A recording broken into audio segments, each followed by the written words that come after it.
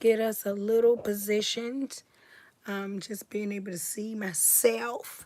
Make sure everything is everything. Are we all good? Are we all in place? It is another Saturday. It is another moment of harmony. I am feeling very blessed to be here with all of you today. I'm feeling blessed for us to have a moment together and just be able to take this time out. I was really going back and forth with doing this video today. I am quite exhausted. I am doing some moving, some interim moving. I've done a lot of moving this year. I'm doing some interim moving for the big move, and it's just as stressful as a big move. So I am like physically exhausted. But on top of the physical exhaustion, I was up late last night. I was packing. I was putting things away because I still went to work yesterday, so I was really up late. And then I decided to take a break and go on Facebook. Take a break, see what's up, what people talking about, get a little laugh or two. And I come across the video.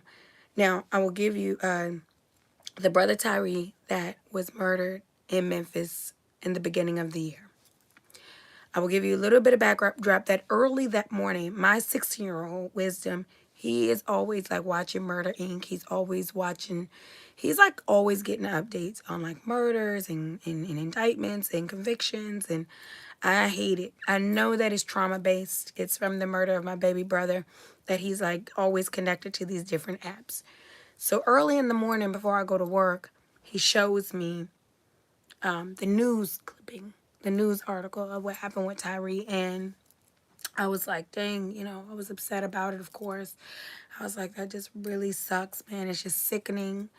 For those that aren't familiar and that will look it up later, 5 African-American officers beat to death a 29-year-old African-American male during a routine traffic stop. It said that he was recklessly driving. He was coming from work, pulled him over, and they beat him and he died. It was 7, 8, 9, 10. 3 days later, he died 3 days after his brutal beating by these officers. So, of course, I'm getting ready for work. So I'm like, Wiz, why do you watch stuff like this early in the morning? We have so much to take care of. So I feel it, of course. I read it. It was, resonated as far as the pain, but I was like, dang, kept it going. So whole day goes by, up in the middle of the night packing and take my Facebook break. And then there's a video of the incident on Facebook, like real live camera footage from, I guess, like where there's camera positionings in the neighborhood. We have a lot of them here in Baltimore where you can see like the whole camera pole and there's a hole. So apparently a lot of the officers, or all of them, turned off their body video cameras, body footage, what is it called? That. But they did not take into account that there was a skyline view of what was happening with the camera post. So I watched this when I really shouldn't have. Didn't quite know what it was going to be because I had read about it earlier, talked about it briefly with some of my close friends and coworkers, and no. When I watched this last night, my night was done. I was so done. I could not get back I couldn't go to sleep. And when I'm telling y'all I'm exhausted, I'm exhausted. Work is extremely, I'm just, you guys, I'm not venting per se. I'm just really giving you where I'm going today with our moment. So work, very exhausting, very demanding. Being trained to go into management position, like taking on more responsibilities, work, tired. Home, busy, things to take care of. I'm tired. I'm physically tired. Could literally fall over accidentally and fall asleep is how I felt before I watched the video. Watched the video. My stomach was upset because I watched these 5 men brutally beat this man that was handcuffed the entire time. He was totally defenseless. And he was totally alone. And there's five, and these officers are not small men. These are black, I believe black men are warriors, strong, powerful. These are five big guys, hefty, okay? And they are given all they have as far as anger and hate and just murdering this man on camera in real life where I was watching it. I did not at all want to come across something like that. I did not at all want to see that, but I cannot unsee it. And I was just like, so at that point, my spirit was heavy. Tossing and turning all night, the craziest dreams. And this is because just because of the work that I do when it comes to us healing and growing and becoming better. But on top of that, I have three sons. I gave birth to three incredible young men that will grow into black men. My oldest son is going to be 19 in March. He is on his own. This morning when I FaceTimed him, in the middle of the night crying when I was upset. And when I FaceTimed him this morning, he was driving around with his friends. He's the driver. And it just, my 16-year-old, I have a 16-year-old son, always on the move. He does a lot more Ubering and lifts and things, but he's always out there. The thing is that our children are always in this world, and this world is always hating our children. This world is always eating our children, devouring our men. Because in this case, this was not a child. This was a 29-year-old man. And I have men that I love. I have men that I'm connected to that have the right to get stopped by a police officer and live and make it back home. So I didn't come to be on a soapbox today. I did just want to let it be known that I was not with the Moment of Harmony today because I was like, look, I want my moments to be impactful and uplift and encourage. I believe that my mission is to heal and to help and to grow. My purpose is greatly connected to that. And how are you going to motivate people to be motivated? How are you going to inspire people to grow when you feel so sad? When you feel so hurt? And I really feel so hurt. And so I was like, look, you did all this advertising. And, I definitely get a lot of response from the advertisements that I put up on Facebook. I am going to be moving into Instagram. Definitely the crew has pushed me towards Instagram. So there's a lot of beautiful people behind a Moment of Harmony. And they have won. I'll be moving that direction this year as well. But right now, I just been trying to be manageable. My thing is manageable. I can do better with what I can manage better. And I can manage a social media platform. So we'll see. But so I was like, people are going to be seeing the Moment of Harmony advertisement, and they're going to be tuning in, and they're going to be stopping in, and they're going to get the notice that I'm live. So it was like, you got to go, and then you got to do it. You got to get on there because people are coming. And once you get on, people are coming on. You got to be ready to go. But I really wanted to be very honest because I was going in a whole nother direction. And for those that haven't been following me for the whole month of January, we have been in a praise break. Excuse me. So what a better time to come in here with my raw feelings. What a better time to come in here with the load that I feel in order for us to have an exchange and a sharing and the bearing, right? Let's share the bear of the load. We're in a praise break for the whole month of January. This is actually our last praise break. We've been touching and agreeing over 2023. Touch and agree over 2023, which is a remnants, which is coming up off of our pray and purge that took place on January the 7th. So for the rest of the month, I said we're in a praise break. We're going to revel in this energy of reflection, revitalization, restoration. We're going to make sure we stay in this energy because we're going to really set some intentions, serious intentions and new perspectives for the year ahead. So we're in a praise break, touching and agreeing on 2023. We did 3 weeks. On the 14th, we agreed that we were compatible with love, life, in the universe. On the 21st, we agreed, which was last week, that we would be solid. Now, actually, we did that on Sunday. We scheduled for the 21st. We did that on Sunday. But we agreed that we'd be solid in sand. That this year, no matter what shifts around us, under us, we were going to be solid. And today, the third and final Saturday in January 2023 of this praise break is entitled More Than a Miracle.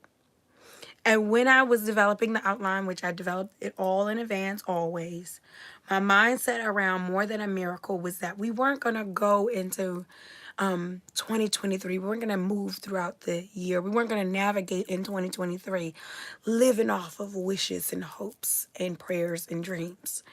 These things are all beautiful. They're all needed. They extreme gratitude for them when they come through. But I wanted us to rest our head on something solid. You can wish hope that things happen, and hope gives you a good feeling. Hope does inspire you, it motivates you, but there's a different feeling when there's security. There's a different feeling with, like, I hope we have a great day today. I hope we're happy, and it does do something for you. But there's a different feeling with, like, I know we're having a great day today. I know that everything is going to go right. I'm secure.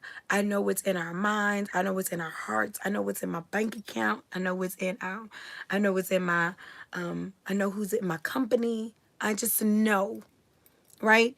So there's a whole different feeling in when we're secure. Good morning, my love. Oh, I'm reading. Oh, that's so much. I love you so much. And I will see you later on today. And I'll be filling you in on everything that we talked about. So I hope that everything does work out with your phone, but it's totally fine. Love you, New. So my thing was, that was my outline. My outline was like, we're going to get into a place where we are not going to be so like this. We're going to be more like this. Grateful, receiving, secure, certain. We're not looking twice at things. We're not shaking under things. We're not, I hope this comes through. We are knowing. And I broke down some ways that we're going to be able to do that this year. But in connection to what I was talking about Tyree, the brother that was just murdered in Memphis, I was moved even last night with more than a miracle, meaning that also when it comes to the things that we're facing, these brutalities, these devastating moments, these like core shaking. Watching that video was core shaking for me. It still is. Like, I really feel like my Saturday, probably my whole weekend, unless I get with my people and we realign some things which really needs to be done, I'm going to be really processing what I was exposed to, processing what I saw. But it also added to today in the way of, not only do I want us to be in a more secure place of the blessings we receive, I want us to also be in a secure place of our protection, of us being covered, a secure place in our positioning. And that's going to be a part of what we're speaking about today. And my thing is, because even when it comes to this police brutality, black on black crime, the murder rate, the poverty, all of these things, we always are saying we need a miracle. We need something big and grand to come and just change the situation overnight. And when I was battling with the Tyree video last night, I was just like, I'm adding this to my more than a miracle. I'm adding this to my more than a miracle stream tomorrow, because when it comes to our condition as a people, when it comes to the positioning of our men, when it comes to condition of our women, when it comes to the vulnerability of our children and how life is moving so fast for them, we have to have more than a miracle in mind. We're at a point where we have to have more than a miracle in mind for them, for us, for our perseverance, for our existence, for our existence, for the beauty in our existence, for the beauty in our survival, for the beauty in our beingness. We have to. I'm sorry, y'all. I have a very busy 4-year-old that is not understanding that she cannot be moving all around my camera while I'm having a moment. Many apologies and mommy mercy. We have to have more than a miracle in mind.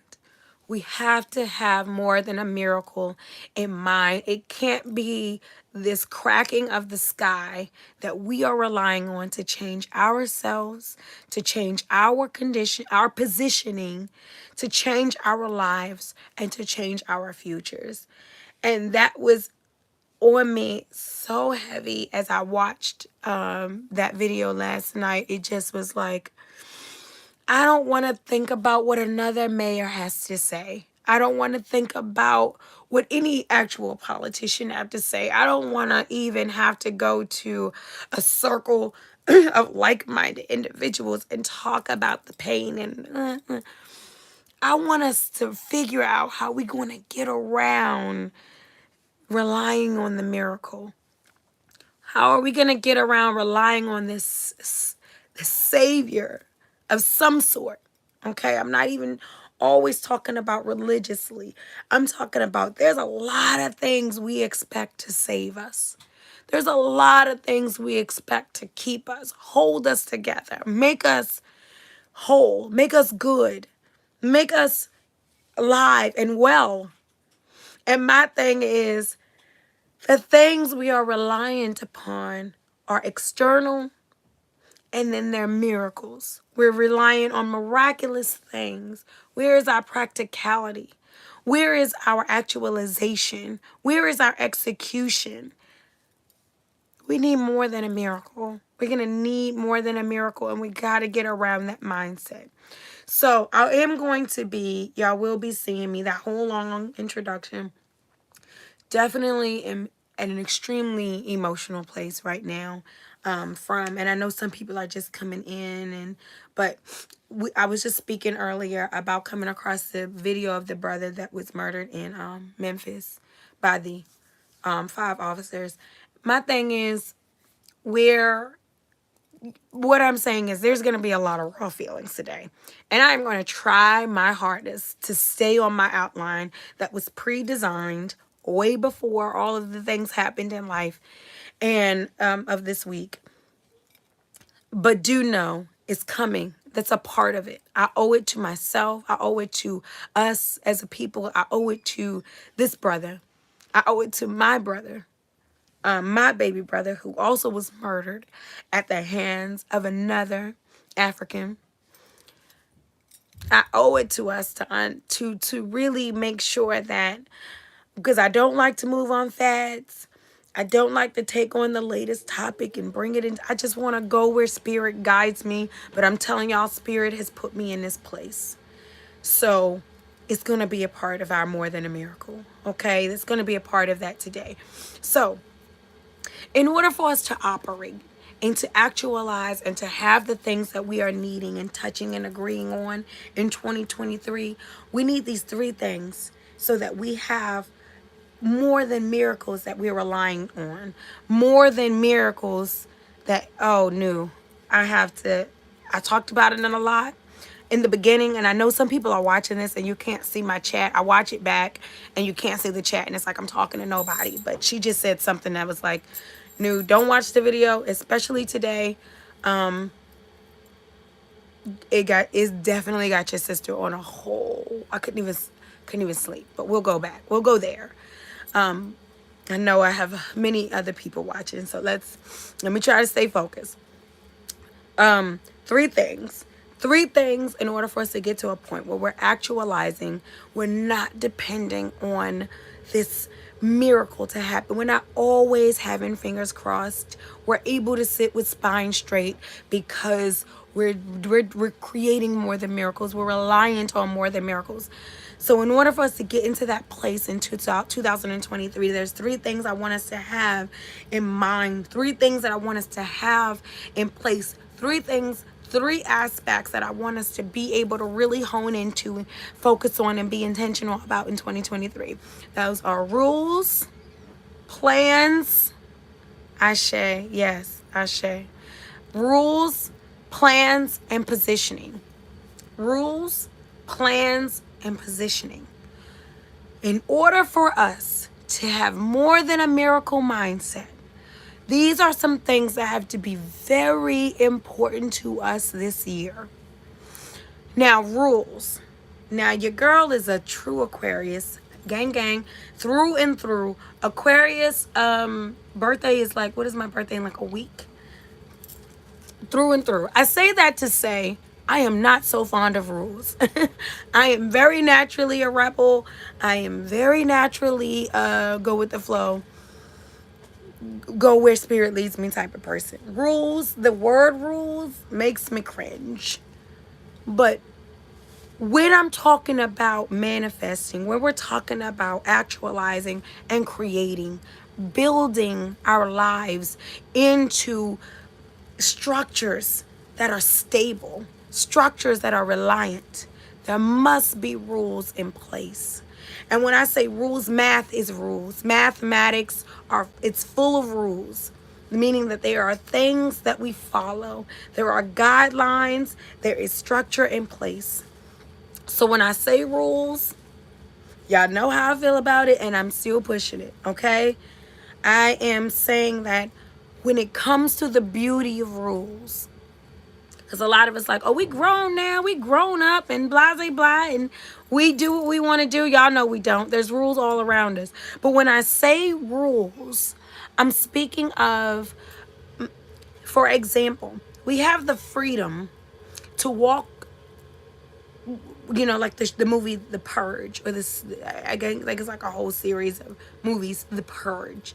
And then they have this, The Purge is like, they can come out once a year and they can murder people and they can create crime and they don't have any consequence. And the reason that they love it is because all of the other days, there's rules. If they're upset, they have to compose themselves, contain themselves. If they have an urge, they have to discipline themselves. So the rules put those things in place. Discipline, focus. They'll put those things in place. Without them, you cannot have the freedom to be.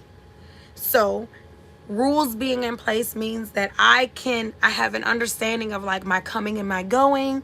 You have things that you have to do, and I can understand what you are in need of doing because we have rules, we have structure, and it creates a bigger freedom for us than the individual freedoms. How is that pertaining to our lives in 2023? In 2023, I want us to have rules on our lives that we follow that do not allow so much freedom that the coming and goings in our lives are unpredictable. The coming and goings of finances, of love, of family, of ambition, of dream, of productivity. I don't want there to be so much freedom that the things that mean the most to us are sitting on unpredictability, instability. In order for us to have stability with them, we want to make sure there's rules around them, rules around us, rules in the operation of us. And a lot of times, like I say, I'm just like a go with the flow type of girl. Going with the flow can have you end up in the tides if you are not in a flow that has boundaries around it. Now, I'm going to go with the flow where I have boundaries around me because I can relax. I can let my hair down when I know that there's a parameter of protection because I have rules. I have boundaries. I'm not going to be guarded in my circles. I'm not going to be guarded in my relationships. I'm not going to be guarded in when it comes to my ambitions and my desires and my focus and my movements, because I'm going to have structure around the creativity, around the divine energy. I always use this analogy of the gate around the castle. I always say that when it comes to life for me, I believe that there is a calling on my life, right? I believe that there's an anointing on my life. Now that's the castle, right? The gift, the promise, the purpose. It's your castle. It's sacred. So many times I know in my life I've had to be the gatekeeper and the castle. And it's caused me to very frequently get the castle compromised. And then, or I'll have a gatekeeper that I trust that isn't keeping the gate, that isn't guarding to keep the castle safe. They're guarding to get closer access to the castle. And I'm not thinking that that's what that is. Y'all, I could go on with these metaphors forever.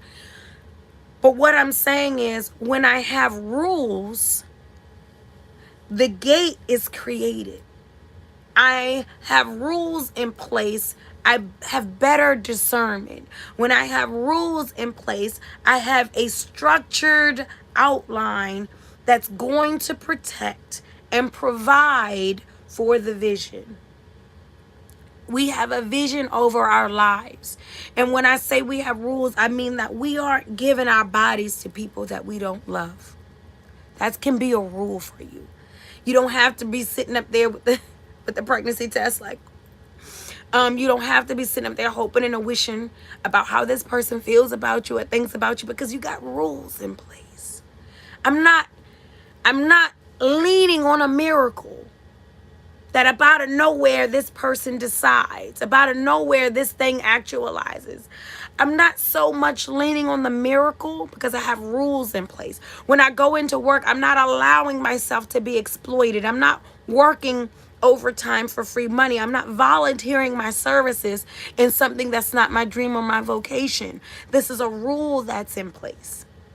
Because I have that rule in place, the work ethic that I bring, the level of productivity that I can actualize, I'm not sitting there hoping that I get validation. I'm not hoping and wishing that I get promotion. I'm not hoping that I get recognized. I'm not hoping that I'll be appreciated. I have rules in place that demand that you will, or that the world will, that the energy around me will be forced. They'll be forced to they'll be forced on my stability. You're forced into my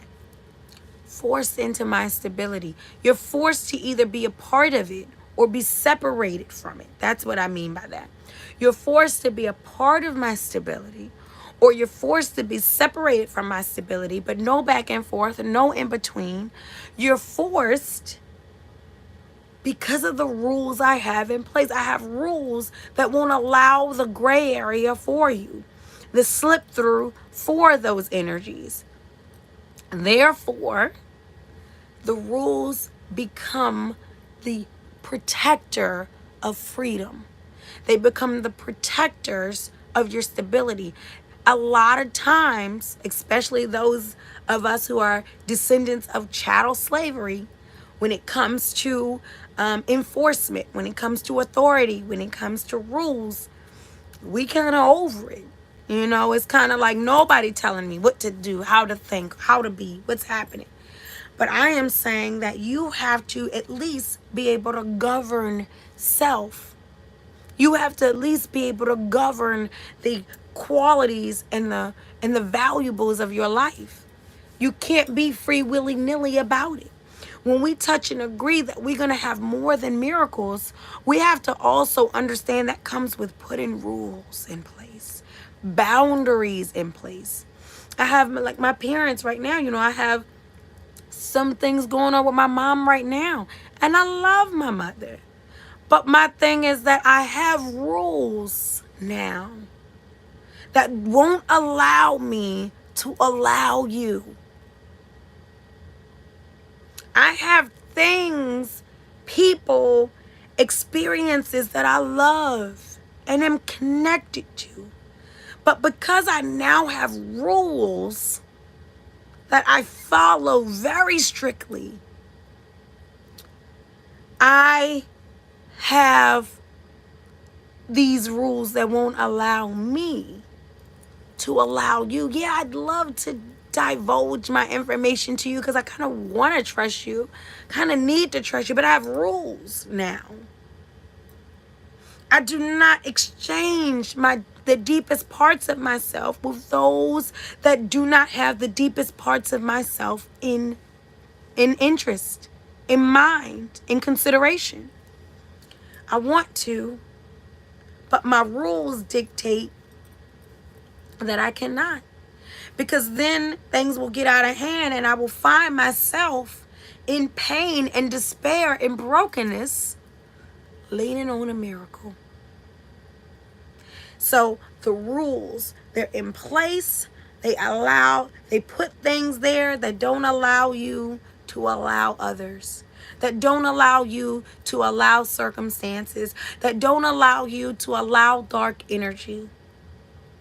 The rules are in place. The second thing, a plan. If we're going to be having more than miracles, y'all, we're going to have some rules. And we're going to have a plan. Now, y'all, I am a go with the flow. I keep telling y'all that. I am a true air sign through and through. I goes with the flow. Now, my planning is always an outline, especially being a mom. It's like I'm going where the Creator sends me. I just want to make sure I go there intentionally, and I go there with a smile, and I go there with good energy. But what 2022 have taught me. I'm not going anywhere anymore, ever again, without a plan. Even if the plan does not work, even if the plan does not actualize, I need a plan for myself. I need a plan for my future. I need a plan for my energy. And what I mean my plan is simple reflection and decision in self. Hey, do you want to go such and such? Let me come up with a plan. Let me make a reflection within myself about where I am and then make a decision about what I want. That's my plan. Where are you and what do you want? I'm not engaging without a plan. I'm not contributing without a plan. I'm not surrounding without a plan. I'm not doing anything without the reflection and decision that needs to happen within myself about where I am and what I want. I need a plan. So, yep, you're going to take on this job. What is your plan? You're going to embark on this relationship. What is your plan? You're going to follow this dream. What is your plan? And again, we think plan and we think in blueprint and we writing it all out and it's all, extravagant. It is simply reflection and decision within self. I can move so easily and so quickly at the whim of another, what someone else wants or needs, because it's a part of my divine purpose to help and to heal. I easily tap into the needs of others and can very easily move like that. If I am not going to be needing a miracle, I can't be up in here being a miracle for everyone else at any whim. Because I'm up in here being a miracle and being a miracle and being a miracle. And then one day, I'm in need of a miracle. I needed to plan. I needed to say, this is a part of my vision. This is a part of my dream. But how am I going to move about this? How do I protect myself? How do I preserve myself? How do I grow myself? How do I reinvest myself? How do I pour back into myself once taking part in this? Where am I? What do I need? What is my reflection and my decision on this matter? I need a plan. And your plan is not people. Your plan is not your husband.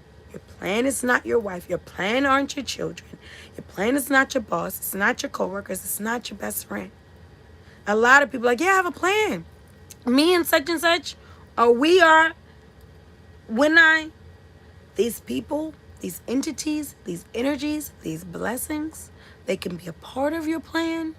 They can motivate your plan. They can inspire your plan. But your plan is about you. Your plan is about you, because when that miracle needs to come through, when you start leaning on a miracle and you're needing more than that sometimes, you like, thank you, Creator, for this miracle. Then the next month, you need another miracle. Then the next month, you're in the clutch again. You're like, in 2023, I don't want to do so much sweating and betting about the things I need. I'm not trying to be sweating and betting about the things I need. I truly need. So I'm going to need more than a miracle. We're going to require more than a miracle. Last thing. So we got our rules. We have plans. What is that third thing I said? Positioning. If we're going to have more than miracles, y'all, come on now, this one.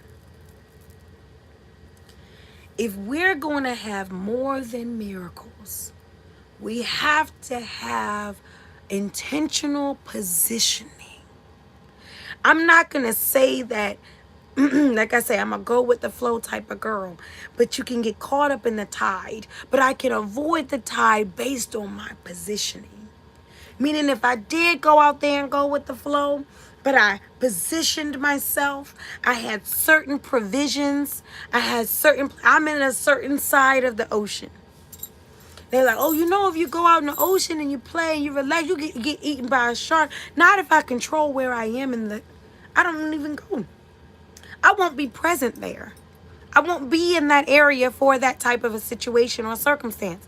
I am intentional about my positioning. I can very well. So here's one example. My 14-year-old, my daughter, she has her high school, she's been going to all these high school workshops, all these shadow days, and she's been doing all these things to prep for the high school of her dreams. She's going to an art design school, like her uncle. And she is going to the audition, and one of my sisters is like, I know you're excited about her audition. And what I conveyed to my sister was, what I'm most excited about is her positioning. What I want to teach her right now at 14 years old is how important your positioning is. So your purpose, your promise, your passion, they mean nothing in the wrong position. You can have all the power in the world, but if you can't use it, if you're not in a position, if you're not in the place, what does it mean that you have those things and you can't do anything with them? I want to teach my daughter. I want to spread to us to touch and agree in 2023. It's about your positioning. You don't know what's coming your way. You don't know what obstacle is going to happen. You don't know what season you have to go through next. You don't know what's coming around. But one thing you can be certain of is that if you're in a different position, if the boat sinks and you're on deck and not in the basement, it's going to make a difference of how you survive. It's going to make a difference in how hard you fight. You in the basement or you in the attic. It doesn't stop the earthquake. It doesn't stop the house fire. It doesn't stop disaster from happening, but it does change how you're affected. And if we're not going to have disasters or hard times come our way and completely debilitate us and completely have us leaning on a miracle, then that means we must be very intentional about our positioning. We must be very intentional about where we are. Yeah, you look good. You smell good. I want to be around you, but what position? What will my position be? What position will I be in when it comes to the line of fire? What will be my positioning? Yeah, this job looks good. It pays real well. But what will my position? Nobody goes into a job interview saying, "Oh, yeah, what do I get paid?" Sometimes you're like, well, they say, "Oh yeah, it's 50,000 a year, it's 80,000." But you, before you agree to that, you want to say, "But what is the position?" Because then if they tell you you're going to be changing diapers, or yeah, you're going to be cleaning up all the throw up in the hospital, you be like, the pay is not worth the position. And just like the pay isn't worth the positioning sometimes, the things that we get rewarded with being in bad position, the cost isn't worth the position sometimes, what it costs you to be in the wrong position.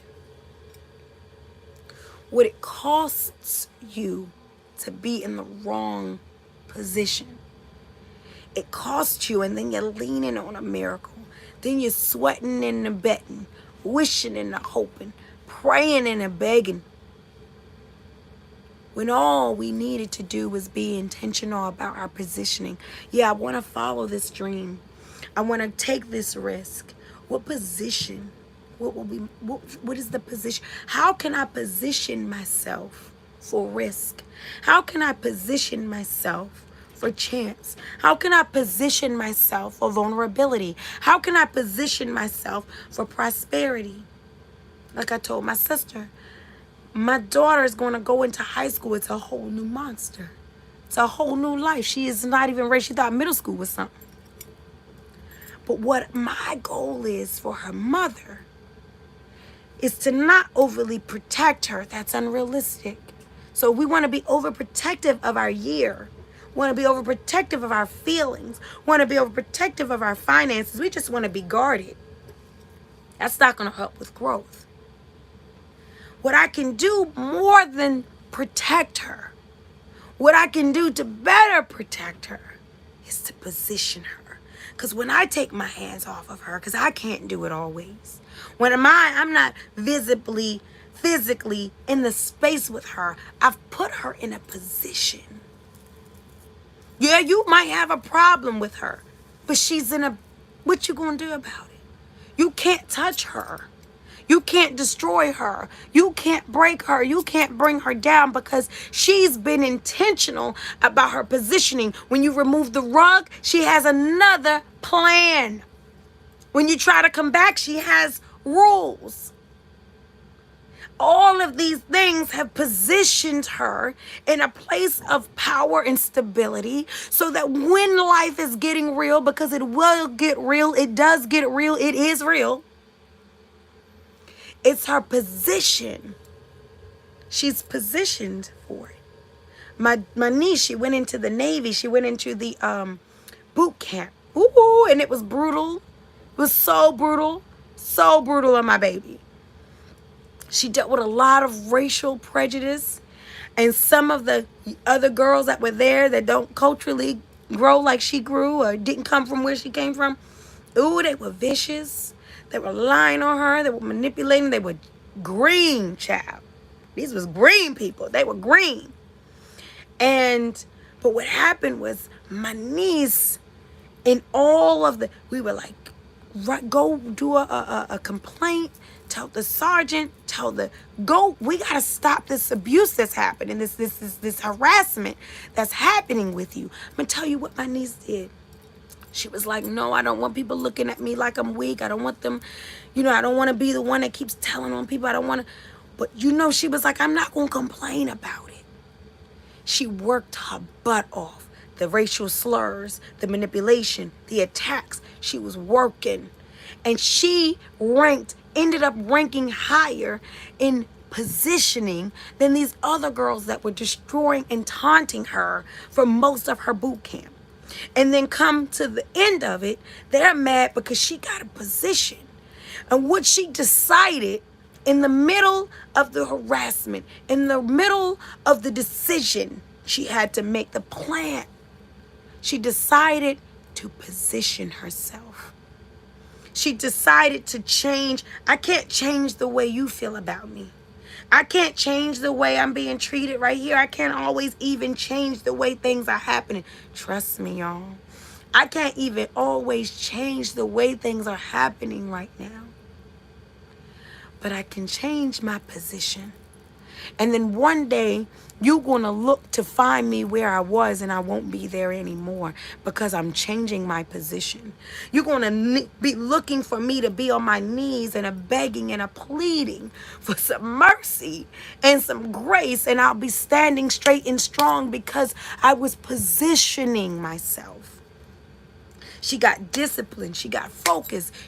Her goal was to run further than them, to go harder than them. She had some chambers. She had an air chamber she used to have to run through, and she hates when I talk about her. Listen, this is one of my favorite humans in the whole world. Boop boop bones. That's my baby. She had to go run through this air chamber that had like air restriction. They could barely breathe. And she was one of the fastest females to get through this course. They would be coughing up blood at the end of the course because of the restriction of air. And they're running miles and miles through this chamber. And I said, boo, baby girl, you're positioning yourself. Look at you. She just went and got more. I was about to say wings, but they don't get wings in the Navy. She gonna be mad at me for that. Whatever the little stripes, the things they get on their uniform. She got more of those over the weekend. And I said, look at boot camp in the rear view. Look at all that you went through far behind you. But look at what you did in adversity. Look at what you did. You're not begging anyone to acknowledge you. You're not begging anyone to help you. You're not begging anyone to create for you a platform. In your pain, you focused and you repositioned yourself. So if in 2023, we are going to touch and agree that we are going to need more than miracles, be more than miracles, have more than miracles, we are going to have to be so very intentional on our positioning. We're going to play our position. We're going to understand our position. We are going to work in the positioning. Depending on where I am, it has a great impact on where I'll be and how I'll get there. So I don't have to say, please take me from the bottom to the top. Excuse me, because I'll be starting at the bottom, focusing and growing, and one day just look up and be at the top because my positioning was intentional. So when we say we're going to have more than miracles, we're touching and agree on that. When we say that we are going to be leaning on more than mercy, and it's again a beautiful thing. It's a wonderful thing to have. But let's keep miracles for the clutch. Let's keep a miracle for when we really need it. Let's not live off of them. Okay, let's keep mercy for when it's very much encouraged, right? When life is really requiring it. Let's not just have to have it. Now, I'm not going to say we don't have the Creator's mercy. I do need your mercy, Creator, all day, all day. But what I'm saying is mercy in the way of desperation, mercy in the way of begging, mercy in the way of needing. Let's not live like that. Let's not live like that. Let's rest. Let's rest in our stability. Y'all, I just want to lay my head on something real. Who is that? That's a lyric, child. Y'all know how I am about my music. Who is that? And a sign. That is Ashley Simpson, Jessica Simpson's little sister. I can finally rest my head on something real. Y'all, stay with my Aquarius mind. I want to rest my head on something real. A real year. A real strong year. A real prosperous year. A real giving year. A real vibrant year. A real beautiful year. And I can't do that betting and sweating. I have to have rules. I need to make plans, and I need positioning. I need to make sure I'm not depending on you for my positioning. I need to make sure I'm not counting on this for my positioning. I don't need this validation. I don't need this situation. I am being intentional about my positioning, and it is putting me in a place where the miracles are a blessing, but they're not the primary need. They're not the wish that I'm not wishing, I'm doing. I'm seeing, I'm actualizing, I'm creating, I'm experiencing because I'm believing in more than a miracle. Y'all, thank y'all so much for another beautiful and extraordinary moment with me. Your energy, y'all know, for those that were there from the beginning of the stream, you know, I definitely started off pretty emotional with a lot on my heart. I feel so much better now. This is always such a divine outlet for me, such a divine exchange. I know that there's people on the other side of this screen that tuned in because they want better. They want the best, actually. They want beauty and they want greatness. And just knowing that, just connecting with that. I had the beautiful Rachel Lundy, Brian. I know you have a hyphenated name. I was like, I'm using a whole, but the beautiful Rachel, one of my great supporters, one of my great engagers, sister, friend, definitely come in to just give more love and encouragement about the moments. And my thing is just knowing that, just having that, just hearing that, Mama Nia, Mama Sharma. I mean, when I tell y'all, the list would go like this of the engagers that I work with here in this space that do send love and support outside of the space. But just knowing that you're on the other side and what it does for me and what I pray it does for us as beings, us as a nation, as life, as a universe. I pray that it does so much more for everyone. So my heart was a little heavier. I literally am going to be able to get through my Saturday so much easier now. Still giving much love and reverence to the brother Tyree Nichols and his family and what they all are going. Look, even just saying his name gets me back into that place. But to all that was experienced there, is going to be experienced as we navigate through that trauma and that tragedy, let us take a moment. Thank you for this moment. Thank you for your love. Thank you for your light and for always sharing precious moments with me. I will see you all next Saturday at 10 a.m. because we'll be in February. Oh my gosh, which means we're going to be starting our new declaration series, which we've been excited for all month. And I'm so excited to get into a whole new course with you and move forward with you all. Love and light. I'll see you next Saturday. Be blessed, y'all. Please, please take care of each other. Y'all, it ain't going to be there if we don't take care. I love y'all.